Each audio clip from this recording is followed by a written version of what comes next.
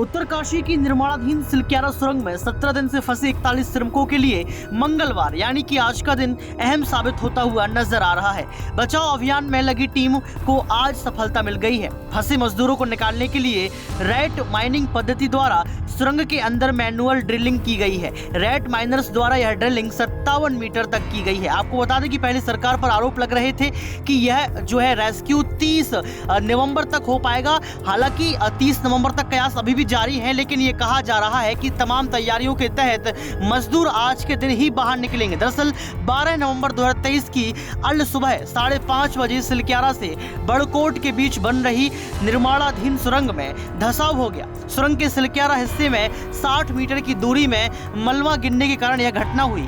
41 श्रमिक सुरंग के अंदर सिलक्यारा पोर्टल से 260 मीटर से 265 मीटर तक रिप्रोफाइलिंग रिप्रोफाइलिंग का काम कर रहे थे। तभी सिलक्यारा पोर्टल से 205 मीटर से 260 मीटर की दूरी पर सिट्टी और इसके साथ साथ जो मलबा होता है मिट्टी का धंसा हुआ और 41 श्रमिक जो है अंदर फंस गए। घटना की सूचना तुरंत राज्य और केंद्र की सरकार पर जो है भेजा गया। संबंधित एजेंसियों को जो है सूचना दी गई। इसके बाद लगातार ये कयास लगाया जा रहा था कि एक के बाद एक बड़ी मशीन फेल साबित होती हुई नजर आ रही है। अगर यहाँ पर ड्रिलिंग तेज कर दी जाती तो मजदूर नहीं बच पाते, लेकिन अब तमाम सुविधाओं के तहत एम्बुलेंस को भेजा जा रहा है और एम्बुलेंस के साथ साथ ये कहा जा रहा है कि मजदूर हो सकेगा तो आज अपने परिवार से मुलाकात भी करेंगे और आज बाहर भी आ सकते हैं। लेकिन इस बीच दैनिक भास्कर तमाम रिपोर्ट्स ने यह भी छापा है कि हो सकता है कि थोड़ा वक्त और भी लग जाए, 100 घंटे का समय लग जाए। हो भी सकता है कि ये वक्त जो है 30 नवंबर तक खिंच जाए। लेकिन जो बड़ी खबर इस वक्त की सामने आ रही है वो ये साफ तौर पर कह रही है कि मंगलवार यानी कि आज के दिन ही जो है यहाँ पर मजदूर सुरंग से बाहर होंगे। रेड हॉल माइनिंग एक ऐसी पद्धति है जिसमें कुछ जो है खनिज कोयला निकालने के लिए सक्रिय बिलों में जाते हैं। हालांकि यह पद्धति विवादित और गैर कानूनी भी है। दरअसल यह प्रथा पूर्वोत्तर की राज्य मेघालय में प्रचलित थी। अब आपको बता दें कि ये पद्धति को भी अपनाया गया, यानी कि आम साम दंड भेद तमाम कोशिशों के बाद अब मजदूर घर से जो है अपने घर को जा पाएंगे और सुरंग से जो है छुटकारा पा पाएंगे। अब देखना ये पड़ेगा कि तो कौन सी तकनीकों को अपनाया जा रहा है। हालांकि ये भी कहा गया था कि रोबोटिक तकनीकों को भी जो है यहाँ पर मजदूरों को बाहर निकालने के लिए अपनाया गया है।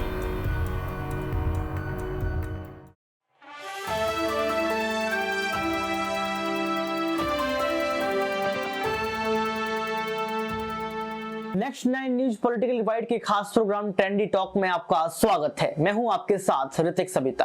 उत्तराखंड में जो 41 श्रमिकों की जान खतरे में है, जो लगातार सुरंग में फंसे हुए हैं, टनल में फंसे हुए हैं, उसको लेकर एक के बाद एक बड़े खुलासे हो रहे हैं और ये खुलासे कहीं ना कहीं दिल दहलाने वाले हैं। यानी कि इन खुलासों के बाद ऐसा लग रहा है कि आखिर कैसे जो है वो 100 घंटे तक जो है अपने आप में जद्दोजहद करेंगे श्रमिक। ये ऐसा सवाल खड़ा हो गया है कि क्या सरकारों को तनिक भी फर्क नहीं पड़ रहा है। स्वर्णिम काशी में जो है दिव्य दर्शन की बात की जा रही है, राम मंदिर की उद्घाटन की बात की जा रही है, तमाम राज्यों में चुनाव प्रचार की बात की जा रही है। चुनाव प्रचार के लिए हमारे देश के आला कमान, हमारे देश के राजा पीएम मोदी पहुंच भी रहे हैं। अमित शाह, जेपी नड्डा तमाम मुद्दों को लेकर जनता के समक्ष जो है सामने भी पहुंच रहे हैं। लेकिन बड़ी बात दर्शकों यही है कि उत्तराखंड के मुद्दे पर सरकार ने मौन धारण क्यों कर लिया है।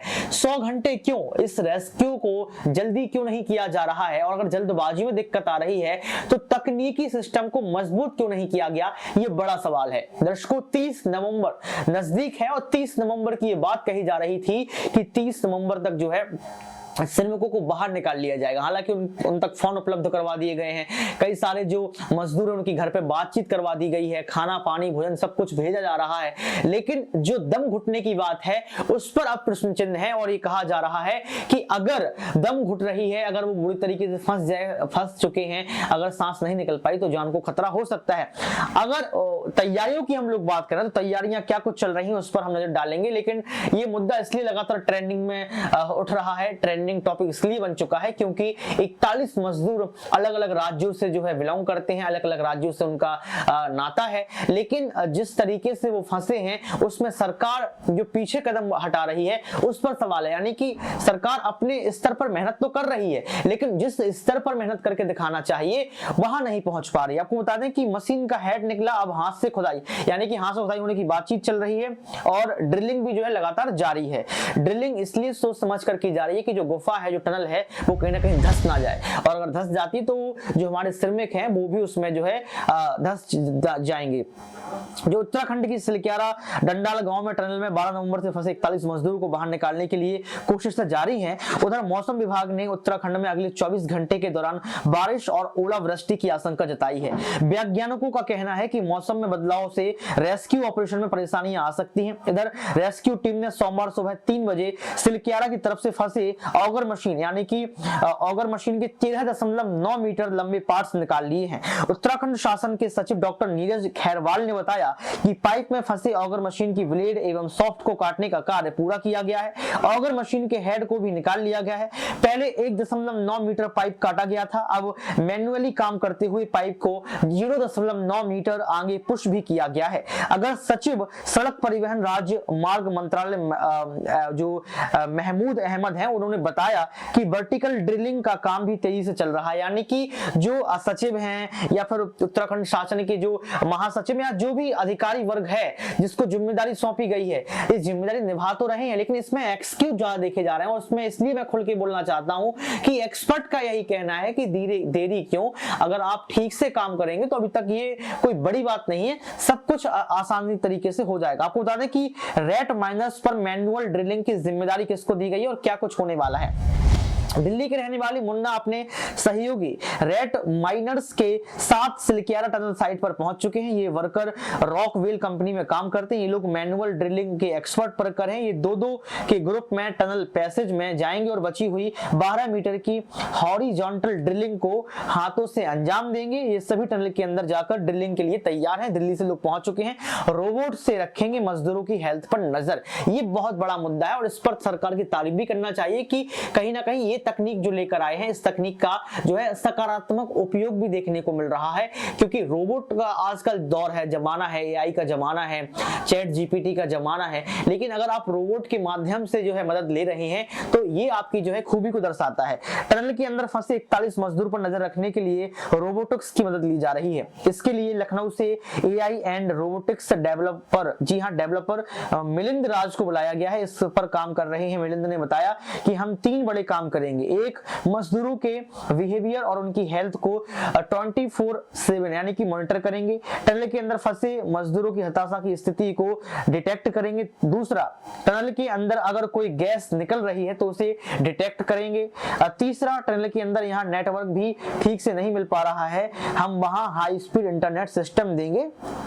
ये बात जो है यहाँ पर जो एक्सपर्ट हैं, जो रोबोटिक्स की समझ को रखते हैं, जो है मिलिंद, उन्होंने इस बात को कही है। लेकिन इसके बाद लगातार सरकार पर ये सवाल खड़े हो रहे थे कि पुष्कर सिंह धामी, आप बार बार पहुंच तो रहे हैं, मशीनों को भारत जो है आपने मंगवाया है, अच्छी बात है, लेकिन भारत में मशीनें क्यों उपलब्ध नहीं है? ये धामी से सवाल, ये केंद्र के प्रधानमंत्री नरेंद्र मोदी से सवाल, भाजपा सरकार से सवाल कि आप रैलियों में बिजी हैं, पीएम नरेंद्र मोदी एक बार भी जो है वहां उत्तराखंड क्यों नहीं पहुंच रहे हैं, अमित शाह क्यों नहीं पहुंच रहे हैं, जेपी नड्डा, तमाम जो आला कमान है वो क्यों नहीं पहुंच रहे हैं और खुद जायजा क्यों नहीं ले रहे हैं? आप मुआयने की बात कर रहे हैं लेकिन मुआवजे की बात क्यों नहीं कर रहे? क्योंकि जो मजदूर हैं वो बहुत गरीब परिवार से हैं और उनके परिवार का भरण पोषण कैसे हो रहा होगा, कैसे जो है उन तक खाना पानी पहुंच रहा होगा, ये बड़ा सवाल है। क्योंकि मजदूर जो काम करते थे उससे जो पैसा कमाते थे उसको घर तक भेजते थे, आप ये समझिए, और उस पैसे से घर का परिवहन होता था, घर चलता था। लेकिन अब जरिया क्या है और नजरिया क्या है, इस पर जो है कहीं ना कहीं सवाल है। क्योंकि जरिया अगर सरकार बनती है तो जो घर का चलन है, घर का जो खर्चा है वो बदल जाएगा। लेकिन अब देखना ये पड़ेगा कि कैसे जो है ये एक्सपर्ट्स जो है अपने काम को करते हैं, कैसे जो है रोबोटिक्स के द्वारा यहाँ पर जो मिलिंद राज ने बताया है और मजदूरों को बाहर निकालते हैं। और जो ड्रिलिंग जारी है वो ड्रिलिंग कब तक चलती है और क्या 100 घंटे के बाद यानी कि 30 नवंबर को हमारे मजदूर हमारे साथ खड़े होंगे? आज के इस खास प्रोग्राम ट्रेंडी टॉक में बस इतना ही। देखते रहिए नेक्स्ट 9 न्यूज पॉलिटिकल बाइट।